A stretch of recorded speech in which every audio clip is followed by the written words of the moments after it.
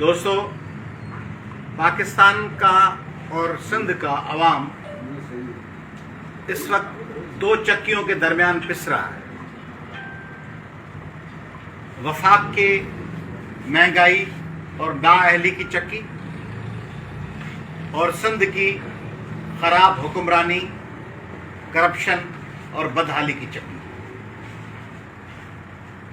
ایک طرف ہم یہ کہتے ہوئے کہ کسی کا حکم نہیں لیں گے، کسی کی ڈکٹیشن نہیں لیں گے، نیا پاکستان بنائیں گے، خوشحالی لائیں گے، کروڑوں نوکریاں دیں گے، کروڑوں گھر بنائیں گے، یہ داستان سناتے سناتے ہم نے وفاقی حکومت نے ایسا حشر کر دیا ہے کہ پچھلے 7 دہائیوں میں کبھی ورلڈ بینک کی، IMF کی اتنی جرأت نہیں ہوئی کہ پاکستان کو اس طرح ڈکٹیٹ کروائے جیسے اب ڈکٹیٹ کروا رہی ہے۔ آپ کو دکھاتے ہیں FATF گرے لسٹ میں ہو، جس طرح بچوں کو ڈرایا جاتا ہے نا، ہماری پھپھویں اور نانیاں اور دادیاں کنگھی سے بالوں کا گچھا نکال کے چھوٹے بچے کو ڈراتی تھیں کہ سو جاؤ ہاؤ آ جائے گا، اس طرح آپ کو ڈال دیتے ہیں گرے لسٹ میں، پھر کہتے ہیں کہ چند اقدامات لیں گے تو گرے لسٹ سے نکلیں گے، پھر ہم سب حکمران چمچا گیری میں لگتے ہیں کہ اب نکالیں گے۔ ہم کنویں سے مرا ہوا کتا نہیں نکالتے، ہم پانی کے ڈول نکال رہے ہیں۔ 4-5 ڈول نکال کر پھر سمجھتے ہیں کہ کنویں سے بدبو ختم ہو جائے گی، مگر مرا ہوا کتا پڑا ہوا ہے۔ وہ مرا ہوا کتا کیا ہے؟ وہ مرا ہوا کتا ہے ہماری پالیسیز۔ ہم یہ بات سمجھ رہے ہیں کہ فقط عارضی طور پر کوئی امریکہ یا مغربی طاقتیں یا IMF یا ورلڈ بینک بیچارے ہم سے ناراض ہیں، ہم یہ شرائط پوری کر دیں گے، ہمارے ساتھ بن جائے گی۔ ایسا ہے ہی نہیں۔ یہ شرائط فقط ایک ڈھکوسلا ہے۔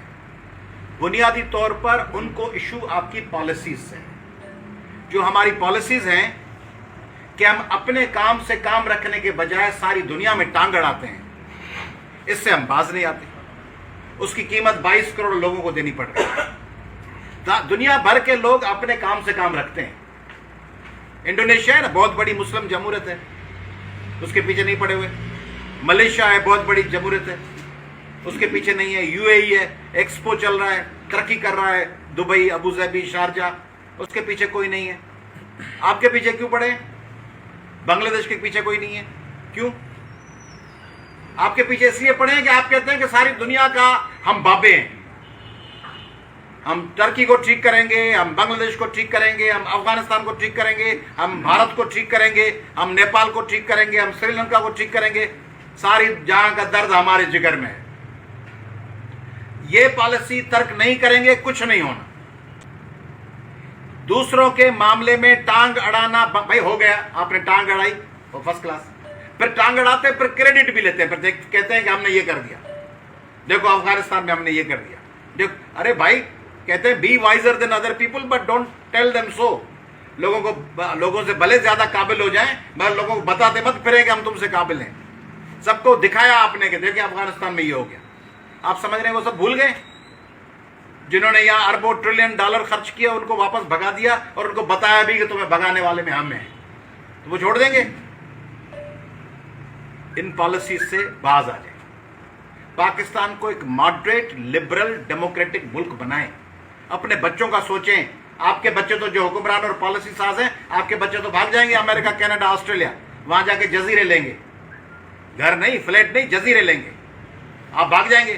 22 کروڑ لوگوں کو مروانے کے لیے 22 کروڑ سندھی، پنجابی، بلوچ، پختون، سرائکی، اردو بولنے والے، ہندکو بولنے والے لوگوں کو آپ تباہ و برباد کر رہے ہیں۔ آئندہ نسلوں کو بیچ دیا ہے، تگنا چوگنا قرضہ کر دیا 3 سال میں۔ کیوں دشمنی کر رہے ہو؟ پاکستان کے ساتھ دشمنی کیوں کر رہے ہو؟ پالیسیز چینج کرو۔ پالیسی یہ چینج نہیں ہوگی۔ آگے کنواں ہے، آپ سمجھ رہے ہیں کہ ہم اسپیڈ کم کر دیں گے اور کنویں میں جانے سے، گرنے سے بچیں۔ اسپیڈ نہیں کم کرنی، ریورس گیئر لگانا ہے، دوسری سمت جانا ہے۔ آستے آستے آستے آستے کچھ نہیں ہوگا۔ ہالٹ، بریک لگائیں۔ پالیسی بنائے، میں حکمرانوں کو دعوت دے رہا ہوں، پالیسی بنائے، دوسروں کے کام میں آج سے مداخلت نہیں ہوگی۔ پالیسی بنائیں کہ انتہا پسندی کو پھلنے پھولنے نہیں دیں گے۔ یہ پالیسی رد کریں کہ کوئی بھی گروپ اٹھے اور کہہ دے کہ یہ واجب القتل ہے۔ جو ہم سے اتفاق رائے نہیں نکل رکھتا اس کو مار دو. فرقے واریت کو کنٹرول میں لائیں, انتہا پسندی کو کنٹرول میں لائیں, ملیٹنسی کی اجازت نہ دیں. کوئی غیر قانونی ہتھیار پاکستان میں نہیں ہونا چاہیے. یہ پالیسی بنائے, پاکستان تبدیل ہو جائے گا. دوسروں کے کام میں مداخلت چھوڑنا اور انتہا پسندی پہ کنٹرول کرنا اور حکمرانوں کی کرپشن پہ کنٹرول کرنا. تو یہ ایک چکی ہے. دوسری چکی سندھ کی خراب حکمرانی کی. روز بچیاں قتل ہو رہی ہیں. بچی قتل ہو گئی, نوشین قاسمی, فہمیدہ سیال, روبینہ اجن, خورشید, ناظم جوکھیو, قرۃ العین بلوچ, سومرو کندکوٹ میں قتل, رمشا وسان, بیبی, فلاں روز قتل. چلیں بھائی قتل ہوتے ہیں, عام دوسرے صوبوں میں بھی ہوتے ہوں گے. دوسرے صوبوں میں وہاں کی حکومتیں قاتلوں کو بچانے کے لیے آگے تھوڑی آتی ہیں. وہاں قاتل جانے, مقتول جانے, پولیس جانے, عدالت جانے. وہاں پوری گورنمنٹ مشنری تھوڑی حرکت میں آتی ہے کہ ناظم جوکھے کے یا فہمیدہ سیال کے یا کانا کمار کے قاتلوں کو بچانے کے لیے سب حرکت میں آ جائیں. مجھ سے کوئی پوچھ رہا تھا, مجھ سے کہا گیا کہ سائیں یہ مصیبت یہ خود اپنے پہ مول لیتے ہیں, یہ کرتے کیا ہیں سندھ کے حکمران؟ میں نے کہا کہ ان کا مسئلہ یہ ہے کہ ان کی دین, ایمان, ان کی زندگی کا مشن ہے پولنگ اسٹیشن. فلاں قاتل ہے مگر یہ پولنگ اسٹیشن جتواتا ہے تو اس قاتل کو بچانا ہے. فلاں قاتل ہے, کرپٹ ہے, لوٹ کے لے گیا ہے مگر اس کے پاس 500,000 ووٹ ہیں تو اس کو بچانا ہے. یہ فارمولہ بنایا ہے. دیکھیں یہ نسلہ ٹاور کے لوگ ہیں. ٹھیک ہے اگر غیر قانونی بنایا اب گرا دیں. ہم عدالتوں کے سامنے سر نگوں ہوتے ہیں کیونکہ سپریم کورٹ ہماری سب سے بڑی عدالت ہے, مگر کچھ مدت دے کے ان کو کمپنسیٹ کر کے بلڈرز سے یا جن لوگوں نے اس غیر قانونی کاغذات منظور کیے, کیونکہ کراچی کے اردو بولنے والے بھائیوں کو بھی دیوار سے مت لگائیں. سندھیوں کو دیوار سے پہلے ہی لگا دیا ہے. سفید پوش, مڈل کلاس, غریب لوگ قسطوں میں پیسے دے کے گھر بناتے ہیں. عدالتوں کے سامنے ہمارا سر نگوں, we go before the orders of honourable courts. مگر یہ ہوتا نا کہ بھائی ان کو بلڈر یا اپروول دینے والی اتھارٹیز, سندھ گورنمنٹ یا فیڈرل گورنمنٹ کے جن اداروں نے منظوری دی ہے وہ ان کے پیسے دیں, ان کو دوسری جگہ کمپنسیٹ کریں. اسلام آباد میں تو یہ کیا جا رہا ہے. اسلام آباد میں اگر کوئی غیر قانونی ہے تو اس کو تو ریگولرائز کر دیتے ہیں. اس بلڈنگ کو یا تو ریگولرائز کر دیتے ہیں یا کہتے ہیں کمپنسیٹ کرو. بس نکلو, بھاگو. بھائی بھاگو تو کہیں کہاں جائیں. اور آپ دیکھ رہے ہیں انکروچمنٹ کے نام پہ غریبوں کے دیہات گرا دیے گئے. بڑے جو شادی ہال ہیں, بڑے ہوٹلز ہیں, بڑے پیٹرول پمپس ہیں, وہ کتنے گرائے گئے. ٹھیلے والوں کو بھگا دیا گیا. ٹھیلا بیچ لگا رہا ہے, اس نے 2 اینٹیں.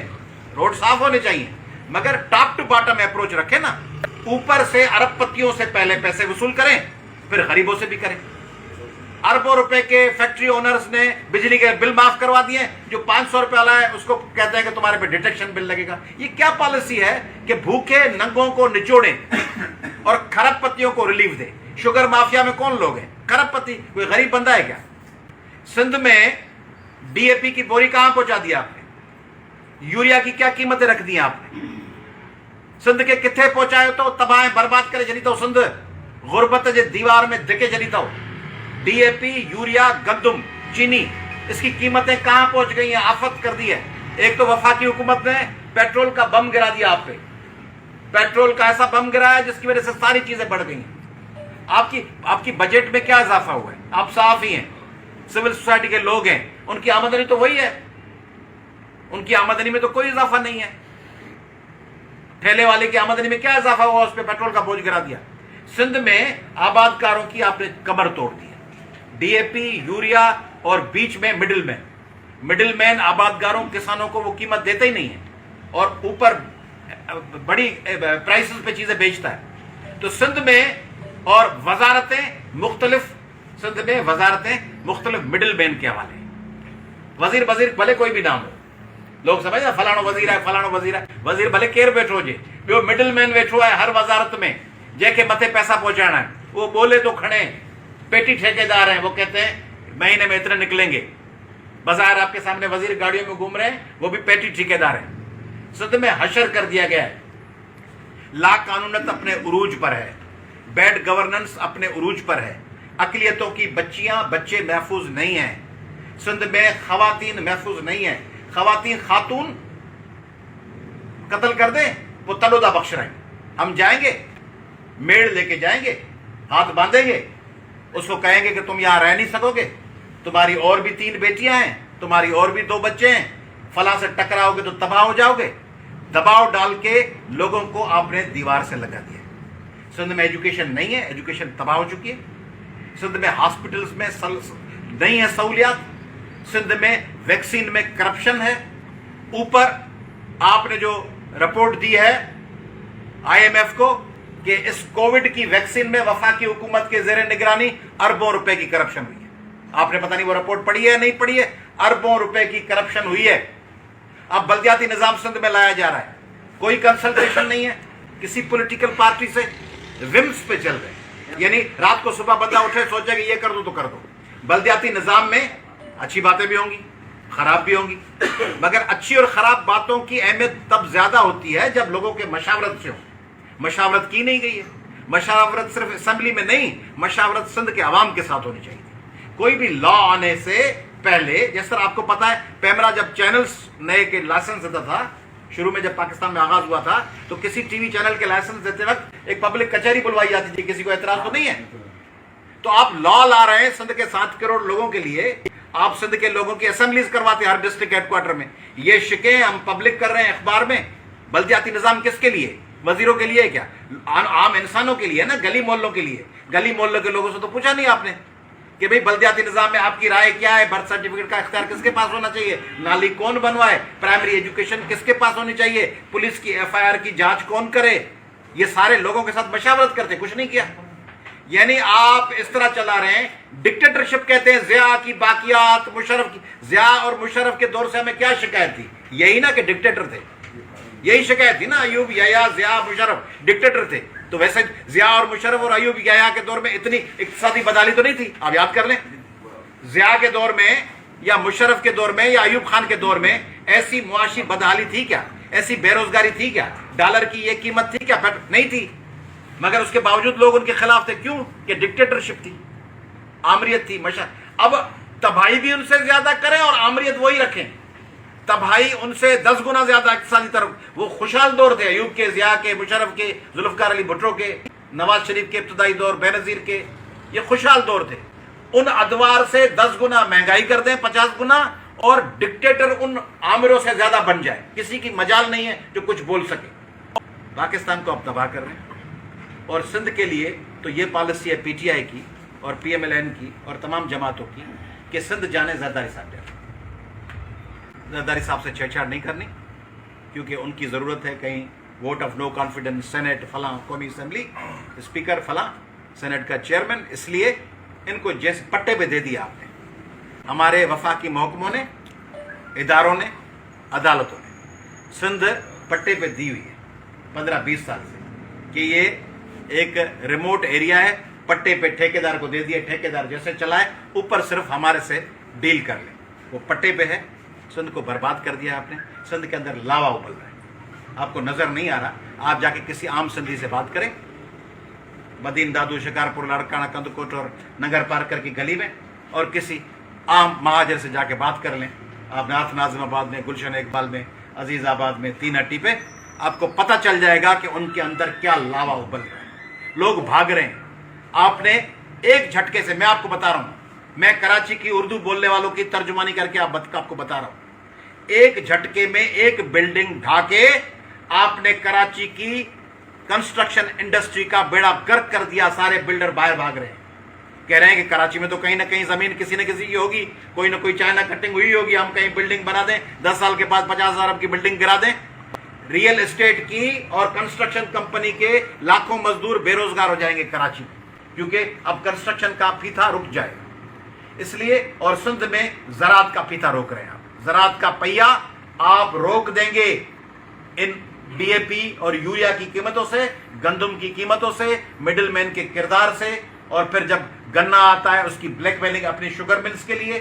آپ اس طرح لوٹ رہے ہیں جس طرح وفاقی اور سندھ حکومت پاکستان اور سندھ کو اس طرح لوٹ رہے ہیں جیسا یہ کوئی غنیم ہو، حملے آور ہو، اور ان کو خیال ہو کہ ہم لوٹ کو ہمیں کہیں واپس جانا ہے، لوٹ لو اس کو اور بھاگو، لوٹو اور پھٹو، یہ پالیسی بنا رکھی ہے۔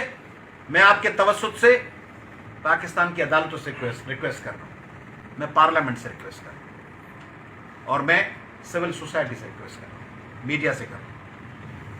آپ صحافی مجھ سے بہتر جانتے ہیں، مگر لاوا ابل رہا ہے، ایک دن یہ جلتا ہوا پہاڑ پھٹ سکتا ہے، اور آپ کے سامنے مثالیں ہیں سوویت یونین کی، آپ کے سامنے مثالیں ہیں ان ممالک کی جہاں افراف گلف کی مثالیں ہیں۔ یہ عرب پتی ممالک ہوتے تھے، شام اور لیبیا، شام اور لیبیا عرب دنیا کے عرب پتی، کھرب پتی، اور لیبنان کو مشرق وسطیٰ کا پیرس کہا جاتا تھا، مشرق وسطیٰ کا پیرس ان ممالک کی، اور بلغاریہ، چیکوسلواکیہ، پولینڈ اور ایسٹ جرمنی، وہ آپ یاد کر لیں۔ یہ انتہائی خطرناک صورتحال ہے۔ پاکستان کے حکمران اور ان سے منسلکہ لوگ ہوش کے ناخن لیں، یہ ہمارا ملک ہے، ہمارے ملک کو تباہ و برباد نہ کریں۔ ہم تو جیسے تیسے جی لیے، ہماری آئندہ نسلوں کو آپ قرضی بنا کر ان کو صومالیہ، ایتھوپیا اور سوڈان جیسی حالت کر رہے ہیں، باز آ جائیں۔ شکریہ۔